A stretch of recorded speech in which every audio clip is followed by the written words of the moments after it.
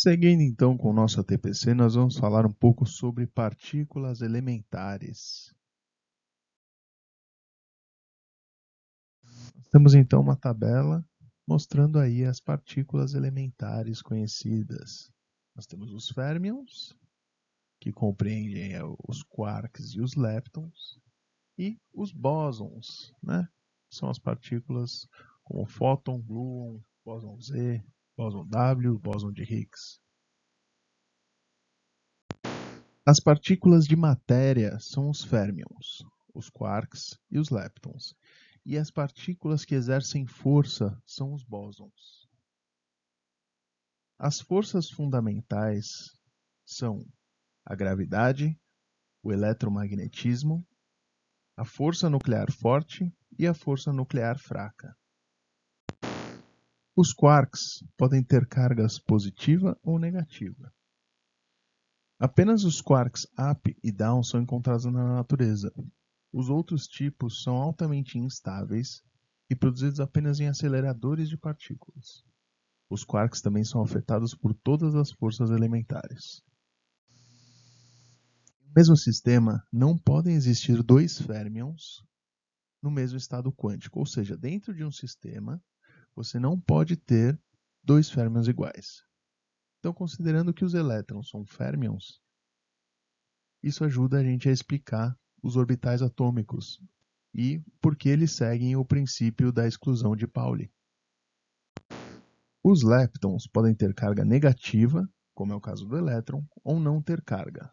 Os leptons da linha de cima são afetados pela força do eletromagnetismo e pela força fraca.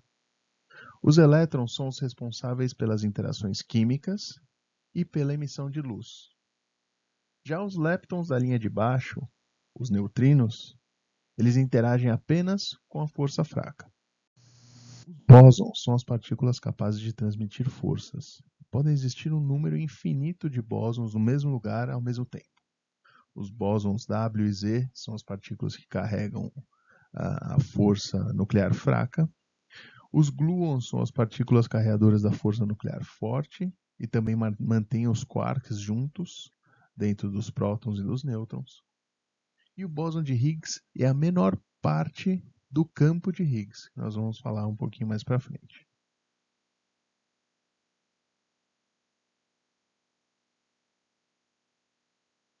Todos os férmions possuem uma antimatéria, ou seja, possuem uma antipartícula com a carga inversa.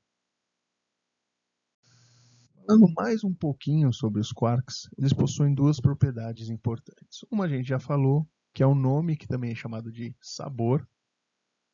Então, up, down, charm, stranger, top, bottom são os sabores dos quarks. E nós temos as cores, ou seja, a carga de cor do quark. Tá? Diferente do nome, né? Diferente do sabor, a carga de cor ela se altera conforme o quark interage com os gluons. Então, conforme os quarks interagem com os gluons dentro do próton, dentro do nêutron, eles vão alterando a sua cor. Dessa maneira, eles continuam respeitando o princípio da exclusão de Pauli, que diz que dois férmions iguais não podem existir dentro do mesmo sistema. Como eu falei, o bóson de Higgs é a menor parte de uma estrutura chamada campo de Higgs. E as partículas que interagem com o campo de Higgs, elas adquirem massa, na mesma medida da sua interação. Ou seja, quanto maior a interação da partícula com o campo de Higgs, maior é a massa que ela vai adquirir. Então nós temos aí todos os quarks interagindo com o campo de Higgs, então todos os quarks vão ter massa. Os leptons da linha de cima interagem com o campo de Higgs, já os leptons da linha de baixo não interagem com o campo de Higgs, então eles não possuem massa. E os bósons Z e W possuem massa, enquanto aí que o fóton e o gluon não possuem massa, porque não interagem com o campo de Higgs. Os prótons e os nêutrons são formados por trios de quarks chamados baryons. Os prótons são compostos por dois quarks up e um quark down, E os nêutrons são formados por dois quarks down e um quark up. No núcleo também nós temos a ação do gluon.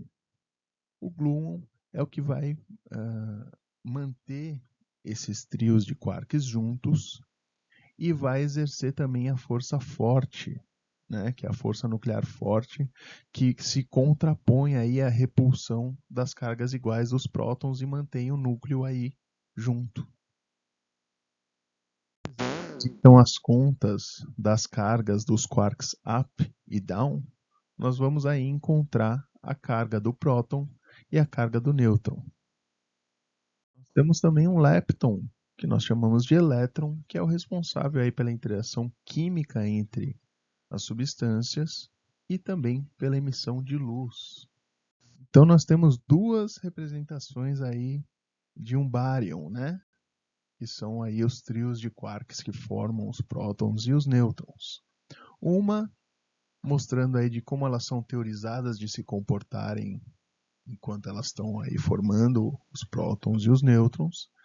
E a outra imagem mostra como acontece aí a interação entre os quarks e os gluons para alterar a carga de cor dos quarks.